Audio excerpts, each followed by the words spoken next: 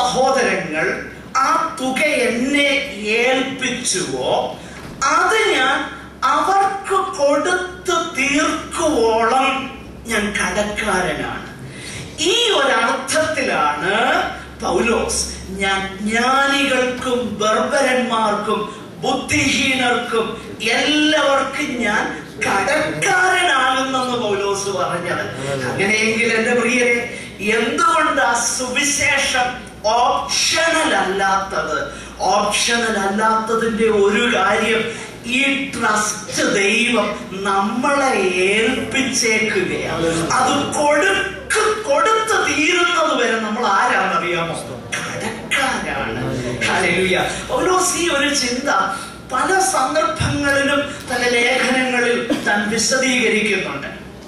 കൊരിന്ത്യരുടെ ലേഖനത്തില് 1 കൊരിന്ത്യർ 4-ാം അധ്യായം 1 മുതലുള്ളതാകുന്ന വാക്യങ്ങൾ ശ്രദ്ധിച്ചാൽ അവിടെ ഗൃഹവിചാരകത്വത്തെ കുറിച്ച് താൻ പറയുന്നു, സ്റ്റിവാർഡ്ഷിപ്പിനെ കുറിച്ച് പറയുന്നു. ഗലാത്യ ലേഖനത്തില് അത് നമ്മൾ കാണുന്നുണ്ട് 2-ാം അധ്യായം 7 മുതലുള്ള വാക്യങ്ങളിൽ. 2 തെസ്സലോനിക്കർ 2:4 ഇതേ കാര്യം പൗലോസ് എടുത്തു പറയുന്നുണ്ട്. 1 തിമോഥെയോസ് 1:11, തീത്തോസിന്റെ ലേഖനം 1:3, മലയാളം വേദോത്സവത്തിൽ 1:1 വാക്യം. ഈ വാക്യങ്ങളൊക്കെ നമ്മൾ ശ്രദ്ധിച്ചു നോക്കിക്കഴിഞ്ഞാൽ ഇവിടെ കടത്തെ കുറിച്ചല്ല ഒരു പക്ഷേ പൗലോസ് പറയുന്നതെങ്കിലും അവിടുത്തെ അടിസ്ഥാനപരമാകുന്ന ചിന്ത ഒന്ന് തന്നെയാ. കാരണം ദൈവം എന്നെ ഒരു ട്രസ്റ്റി ആയിട്ട്, ഒരു സ്റ്റിവാർഡായിട്ട് ദൈവം എനിക്കൊരു സ്റ്റിവാർഡ്ഷിപ്പ് തന്നു, എനിക്കൊരു കാര്യസ്ഥത തന്നു. ആ കാര്യസ്ഥത എന്താ? 1 തെസ്സലോനിക്കർ 2-ാം അധ്യായം അതിന്റെ 4-ാം വാക്യം പെട്ടെന്നൊന്ന് വായിച്ചേ. 1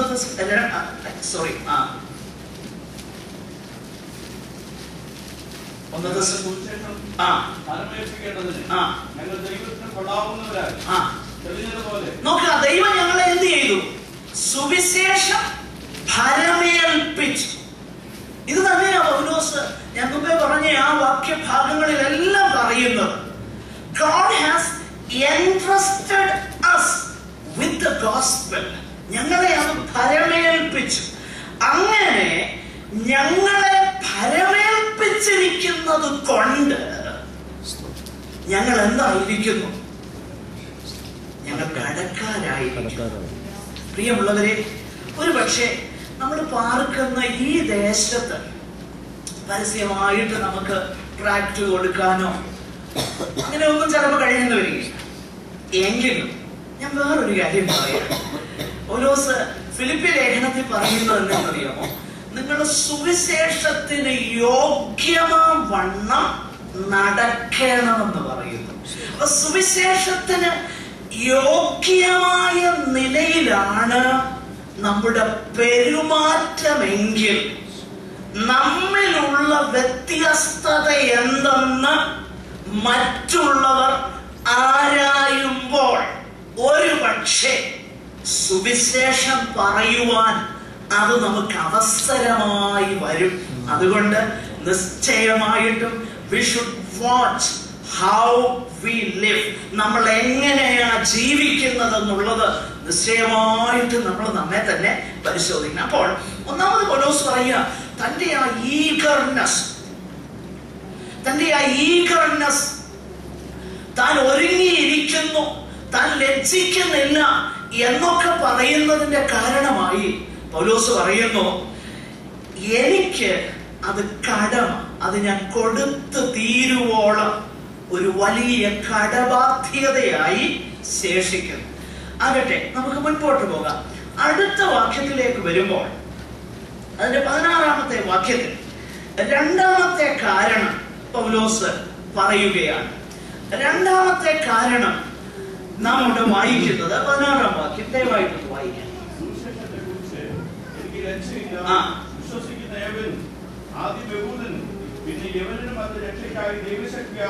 നോക്കുക, 2-ാമത് പൗലോസ് പറയുക, സുവിശേഷത്തെ കുറിച്ച് എനിക്ക് ലജ്ജയില്ല. ഒരു കാര്യത്തെ കുറിച്ച് ലജ്ജയില്ല എന്ന് എടുത്തു പറ ലജ്ജ തോന്നാനുള്ള പ്രലോഭനങ്ങൾ മനസ്സിലുണ്ട്. എന്റെ ഒപ്പം വരണേ. ഒരു കാര്യത്തെ കുറിച്ച് താൻ എടുത്തു പറയുക, എനിക്ക് ഇന്നതിനെ കുറിച്ച് ലജ്ജയില്ല എന്ന് പറയുമ്പോൾ ഒരു പക്ഷേ ലജ്ജ തോന്നാനുള്ള കാരണങ്ങൾ, അതിനുള്ള സാധ്യത ഉള്ളത് കൊണ്ടാണ് ലജ്ജയില്ലെന്ന് എടുത്തു പറയുന്നത്. ഞാനത് വിശദമാക്കാം. നമ്മുടെ വാഴ്ത്തപ്പെട്ടവനാകുന്ന കർത്താവ് തന്റെ ശിഷ്യന്മാരോട് ഇതേ കാര്യം മുന്നറിയിപ്പായി പറഞ്ഞിരുന്നു. എടുത്തൊന്ന് വായിക്കാം ആ വേദഭാഗം. മർക്കോസിന്റെ സുവിശേഷം 8-ാം അധ്യായം അതിന്റെ 38-ാമത്തെ വാക്യം എടുത്തൊന്ന് വായിക്കാമോ പെട്ടെന്ന്? ആരെങ്കിലും? മർക്കോസ് 38.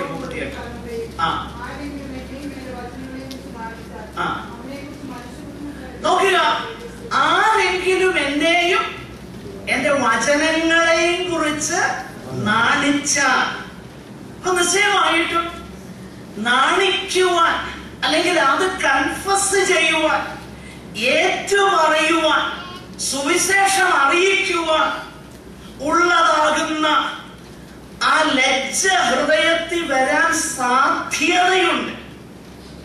അതുകൊണ്ടാണ് നമ്മുടെ കർത്താവ് ഈ കാര്യം എടുത്തു പറയുന്നത്. പൗലോസ് എന്ന ഈ അനുഗ്രഹീതനാകുന്ന വ്യക്തിയെ സംബന്ധിച്ചിടത്തോളം നാം പലപ്പോഴും സുവിശേഷം പ്രസംഗിച്ചിട്ടുള്ളപ്പോൾ തന്റെ അനുഭവത്തിൽ കൂടെ തന്നെ ഒത്തിരി കാര്യങ്ങൾ ലജ്ജിക്കാൻ ഒരുപക്ഷെ സാധ്യതയുണ്ടെന്ന് തോന്നുന്ന നിലയിലുള്ള കാര്യങ്ങൾ നമ്മൾ കാണുന്നുണ്ട്. ഒരു നിമിഷം അപ്പോസ്തല പ്രവൃത്തി 17-ാം അധ്യായത്തിലേക്ക് നമ്മൾ കടന്നു വന്നാൽ അവിടെ ഏഥൻസിൽ താൻ സുവിശേഷം പ്രസംഗിക്കുന്ന കാര്യം നാം വായിക്കുന്നുണ്ട്. ആ നഗരത്തിൽ വിഗ്രഹങ്ങൾ നിറഞ്ഞിരിക്കുന്നത് കണ്ട് ഹൃദയത്തിന് ചൂട് പിടിക്കുകയും അങ്ങനെ താൻ സുവിശേഷം അറിയിപ്പാനായിട്ട് അവിടെ കടന്നില്ല. അവിടെ ഭയങ്കര ജ്ഞാനികളെല്ലാം കൂടി വന്ന് സംഭാഷണം നടത്തുന്ന ഒരു യോഗം, അരയോഗമധ്യേ താൻ നിന്നുകൊണ്ട് അവരോട് സംഭാഷിക്കാൻ തുടങ്ങി. അങ്ങനെ സംഭാഷിക്കാൻ തുടങ്ങിയപ്പോ ചിലര് പറഞ്ഞു, ഈ വിടുവായൻ എന്നാ പറയാൻ പോകുന്നത് നോക്കണം. അങ്ങനെ തന്നെ പരിഹസിച്ചു. താഴോട്ട് നാം വരുമ്പോൾ ഒരു വളരെ വ്യക്തമാകുന്ന സുവിശേഷീകരണ ദൂത് താൻ നൽകി കഴിഞ്ഞപ്പോൾ അതിന്റെ താഴെയുള്ളതാകുന്ന വാക്യത്തിൽ നമ്മൾ വായിക്കുന്നുണ്ട്. 32-ാമത്തെ വാക്യത്തിൽ മരിച്ചവരുടെ പുനരുത്ഥാനത്തെ കുറിച്ച് കേട്ടപ്പോൾ ചിലരെന്ത് ചെയ്തു? പരിഹസിച്ചു. നോക്കണം, എന്നാ ഇവൻ പറയുന്നത്? മരിച്ചവരെ ഉയർത്തെഴുന്നേൽക്കുന്നു. നിങ്ങളെല്ലാവരും എന്റെ ഒപ്പം ചിന്തിക്കണം. ഭയങ്കര എഡ്യൂക്കേറ്റഡ് ആയിട്ടുള്ള ജ്ഞാനികളുടെ മുന്നിൽ നിന്നുകൊണ്ട് പറയുമ്പോ അവര് പറയുക, എന്നാ ഈ പറയുന്നത്? മരിച്ചവർ ഉയർത്തെഴുന്നേൽക്കുന്നു. അവർ പരിഹസിച്ചു. പൗലോസ് ശ്ലീഹ തിമോഥെയോസിന് ലേഖനം എഴുതുമ്പോൾ ഒരുപക്ഷെ ഇതുകൊണ്ട്, ഇത് മനസ്സിൽ വെച്ചുകൊണ്ടാകാം, ഈ സാധ്യത കണ്ടുകൊണ്ടാണ് താൻ തിമോഥെയോസിന്റെ ലേഖനം എഴുതുമ്പോൾ 2 തിമോഥെയോസ് 1:8-ലും 12-ാം വാക്യത്തിലും ഇതേ കാര്യം പൗലോസ് പറയുന്നു.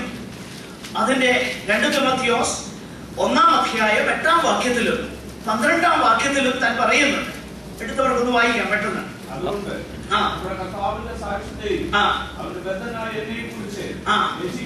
നോക്കുക, do not be ashamed about the testimony of our Lord and about me. എന്നെ കുറിച്ചും നീ ലജ്ജിക്കരുത്. അവരോട് എടുത്തു പറയുക. 12-ാം വാക്യം.